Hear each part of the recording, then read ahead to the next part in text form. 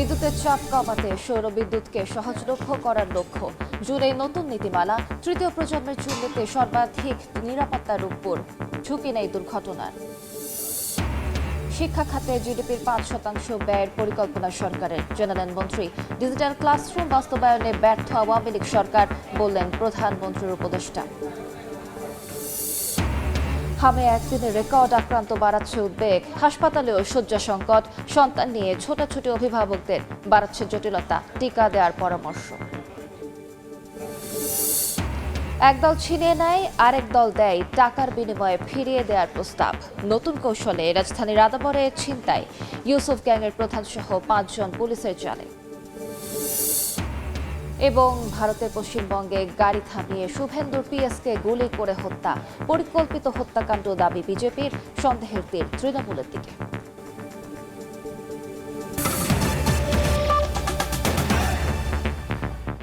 সময় সংবাদের সঙ্গে আছি আমি আলিশা ইসলাম।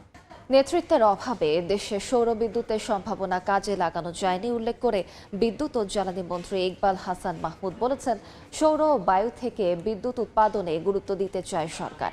জুনের মধ্যেই নবায়নযোগ্য জ্বালানি নীতিমালা তৈরি হবে বলেও জানান মন্ত্রী। সকালে রাজধানীর আগারগাঁওয়ে বাংলাদেশ চীন মৈত্রী সম্মেলন কেন্দ্রে 3 দিন ব্যাপী বিদ্যুৎ, জ্বালানি ও নির্মাণ সরঞ্জাম বিষয়ক প্রদর্শনীর উদ্বোধনী অনুষ্ঠানে এ কথা বলেন তিনি। গভর্নমেন্ট যদি কোনো সেক্টরকে পলিসি সাপোর্টটা ঠিক মতো দেয় তাহলে দেশে বিপ্লব আনতে পারে। আমিও মনে করি যে এই সেক্টরটাতে আপনাদেরকে যদি আমরা পলিসি সাপোর্ট দিতে পারি এবং রেগুলেশনগুলো যদি আমরা আরো রিল্যাক্স করতে পারি তাহলে বাংলাদেশে আপনারা পারবেন। যে ট্যাক্স স্ট্রাকচারটা যেটা আছে, আপনাদের ইনভার্টার, ফ্রেম, তারপরে আপনার এই ফটোই, এগুলোকে আমরা একটা স্ট্রাকচারের মধ্যে নিয়ে আসার চেষ্টা করছি। এমনিতেই স্পর্শকাতর পরমাণু থেকে বিদ্যুৎ উৎপাদন, তার উপর বাংলাদেশ একেবারেই নবাগত। তাই কেমন হবে রূপপুর পারমাণবিক কেন্দ্রের নিরাপত্তা, তা নিয়ে আছে নানা জল্পনা।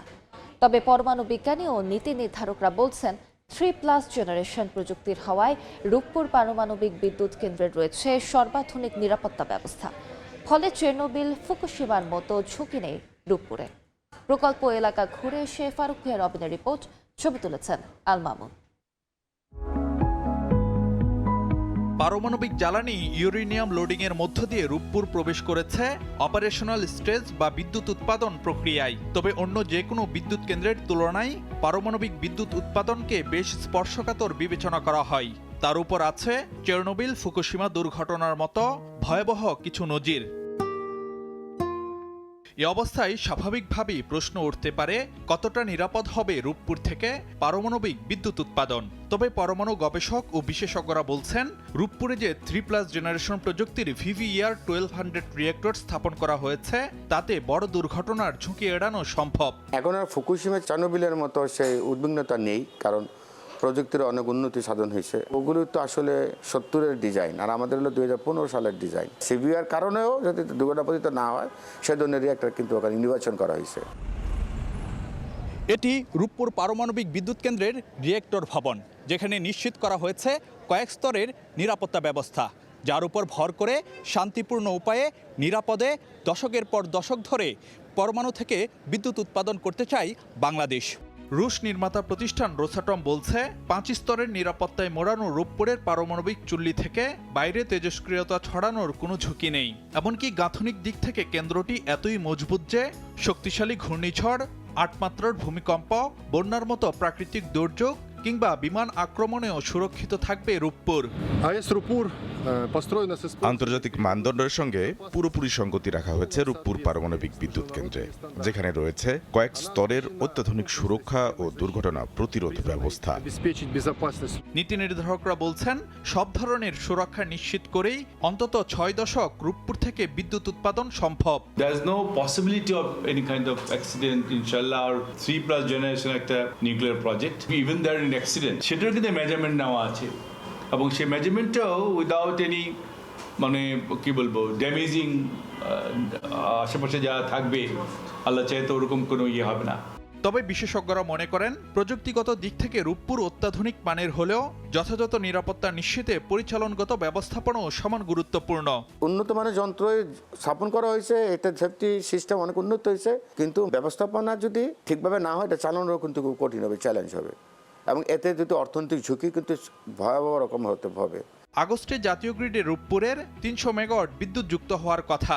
ধাপে ধাপে আগামী বছরের শেষ নাগাদ 2400 মেগাওয়াট ক্ষমতার রূপপুরকে পূর্ণ সক্ষমতায় উৎপাদনে আনতে চান নীতি নির্ধারকরা। ফারুক ভিয়া, রবিন, সময় সংবাদ, Dhaka.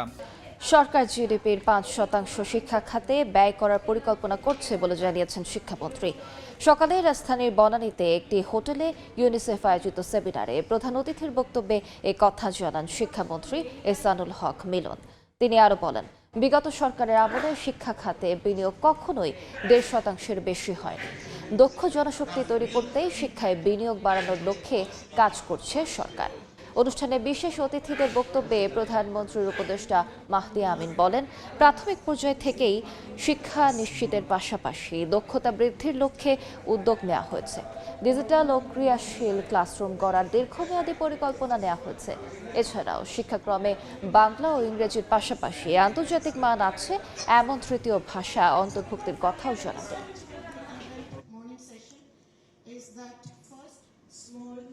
We have to empower our children through technological intervention, through curriculum change, through real-world and practical, more teaching methodology. I think that is far more achievable. The government has an agenda to improve quality of education.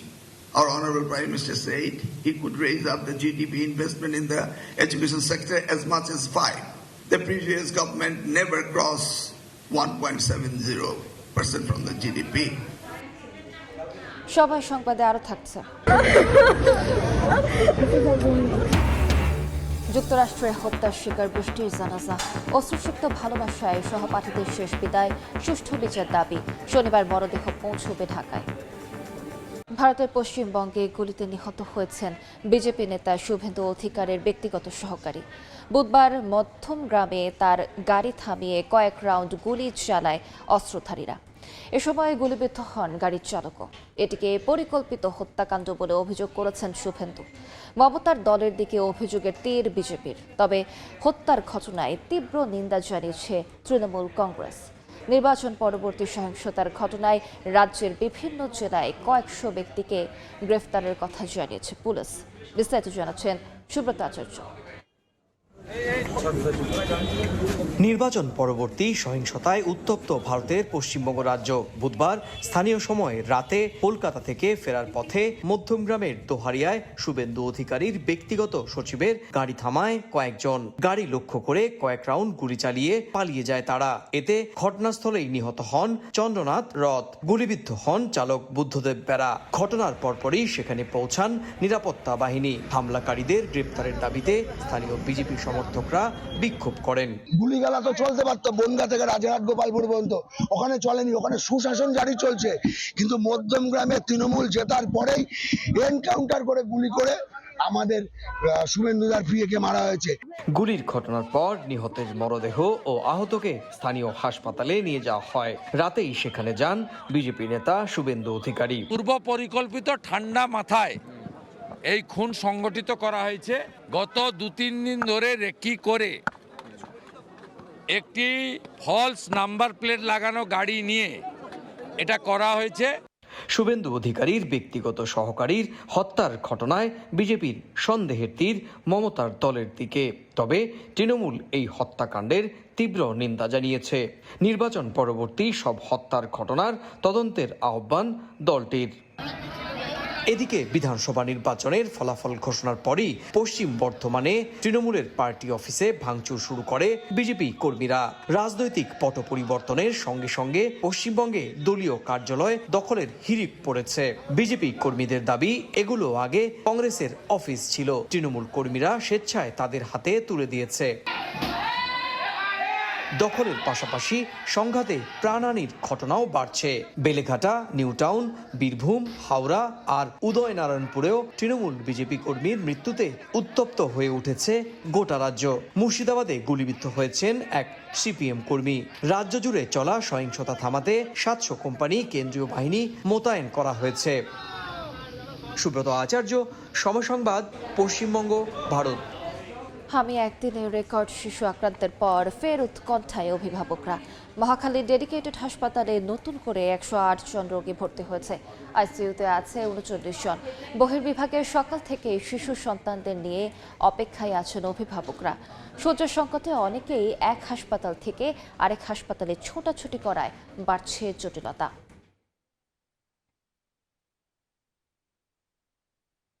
সময় সংবাদে আরো থাকছে। বায়ার্নকে বিদায় করে টানা দ্বিতীয়বারের মতো champions লিগের ফাইনালে পিএসজি। শিরোপার লড়াইয়ে বুদাপেস্টে প্যারিসিয়ানদের প্রতিপক্ষ আর্সেনাল। বাণিজ্য সংবাদ।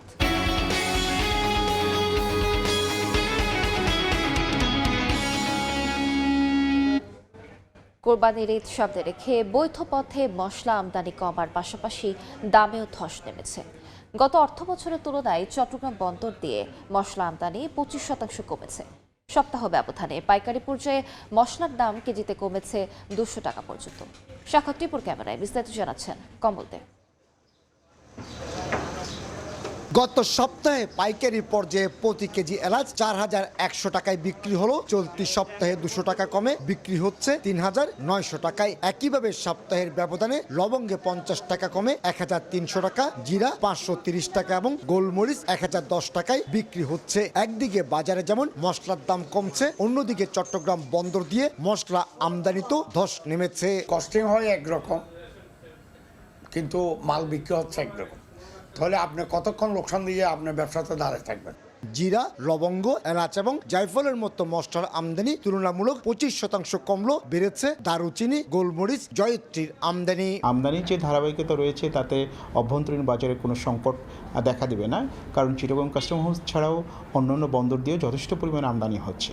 আমদানিকারক এবং পাইকারি ব্যবসায়ীদের অভিযোগ, সীমান্ত দিয়ে চোরাই পথে মশলা আনার প্রবণতা বেড়ে যাওয়ায় আর্থিকভাবে ক্ষতির মুখে পড়ছেন তারা। এতে বিপুল রাজস্ব থেকে বঞ্চিত হচ্ছে সরকার। ইম্পোর্টারদের যে কস্টিংয়ে এখানে মাল আসে, এই কস্টিংয়ে সেই এখন বেলেগে মাল ঢোকার কারণে মশলাগুলো আমরা ওই বরাবরই কস্টিং রেটেও বেচতে পারতেছি না। এখন ইন্ডিয়া থেকে আমাদের এলসির মাধ্যমে মাল আসতেছে, এই কারণে মূলত কম আছে আর কি বাজার। ভারত থেকে স্থলবন্দর দিয়ে সবচেয়ে বেশি জিরা, গোলমরিচ এবং এলাচ আমদানি হয়। এছাড়া লবঙ্গ, দারুচিনি, জায়ফলের মতো মশলা ইন্দোনেশিয়া, চীন, ভিয়েতনাম থেকে আমদানি করা হয়। কোরবানের আরও অন্তত 1 মাস সময় থাকলেও বাজার 6 লাখ হয়ে গেছে বিদেশ থেকে আমদানি করা মশলায়। একই সাথে প্রতিবেশী দেশ ভারত থেকেও নানা পথে মশলা আসছে বাজারে, আর তাই দামও নিয়ন্ত্রণে রয়েছে, এমনটি বলছেন আমদানিকারক এবং পাইকারি ব্যবসায়ীরা। চট্টগ্রামের খাতুনগঞ্জ থেকে কমল দে, সময় সংবাদ। রাজধানীর আদাবরে নতুন কৌশল নিয়েছে ছিনতাইকারীরা। 2টি গ্রুপে ভাগ হয়ে ছিনতাই করছে তারা। ছিনতাই করে এক গ্রুপ, পরে টাকার বিনিময়ে মালামাল ফিরিয়ে দেওয়ার প্রস্তাব দেয় অন্য গ্রুপ। সম্প্রতি মোবাইল ফোন ছিনতাইয়ে জড়িত ইউসুফ গ্রুপের প্রধান সহ 5 জনকে গ্রেফতার করেছে পুলিশ। মাসুদুর রহমানের রিপোর্ট। 3রা মে দুপুর 1:47 অটোরিকশায় করে পালিয়ে যাচ্ছে 3 জন। সিসি ক্যামেরায় ধরা পড়া এ দৃশ্য রাজধানীর আদাবরের মনসুরাবাদ এলাকার।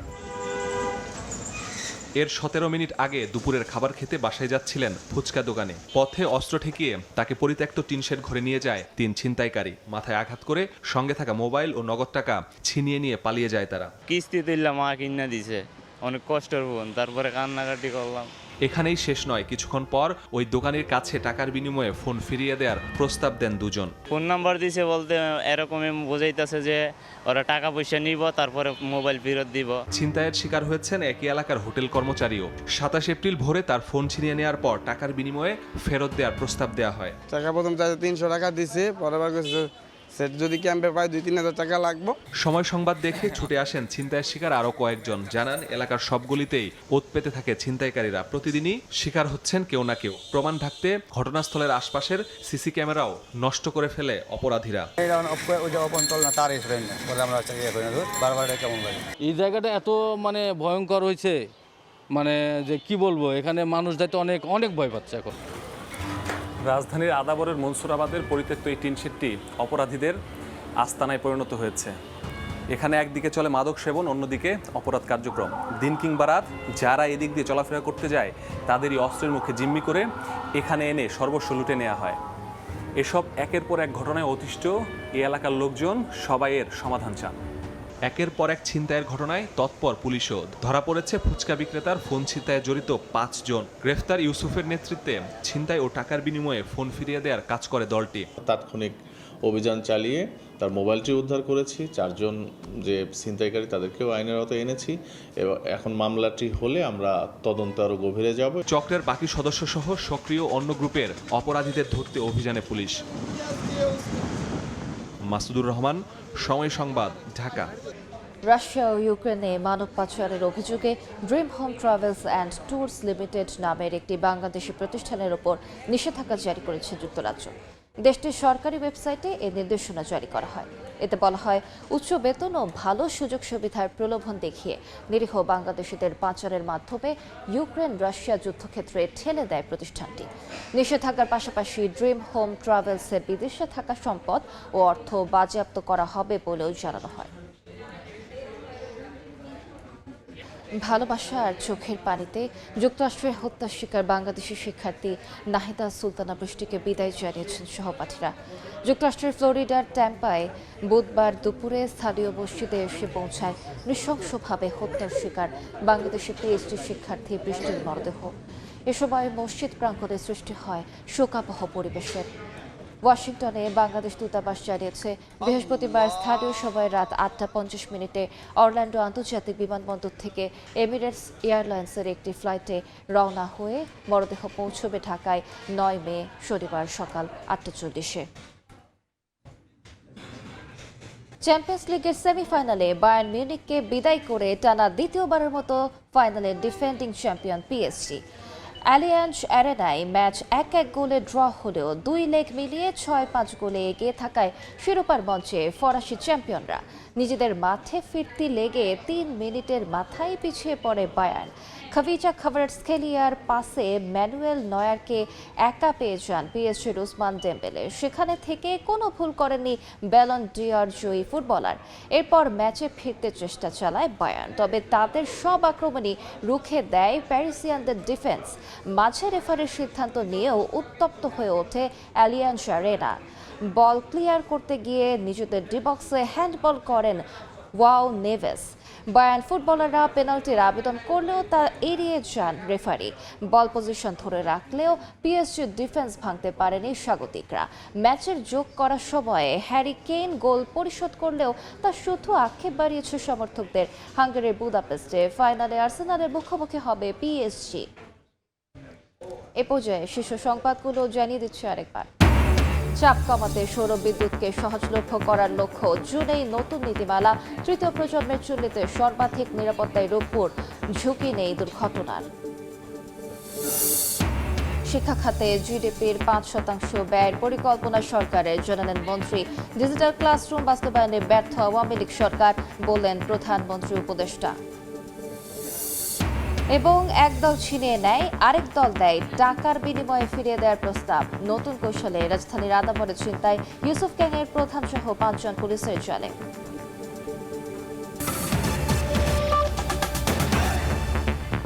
এই ছিল দুপুর 12টার সময় সংবাদে। এরপর খেলার সময় সঙ্গে থাকবেন সাজিদ মুস্তাহিদ। ধন্যবাদ আলিশা। খেলার সময় নিয়ে আসছি কিছুক্ষণ পর, সঙ্গেই থাকুন সময়ের।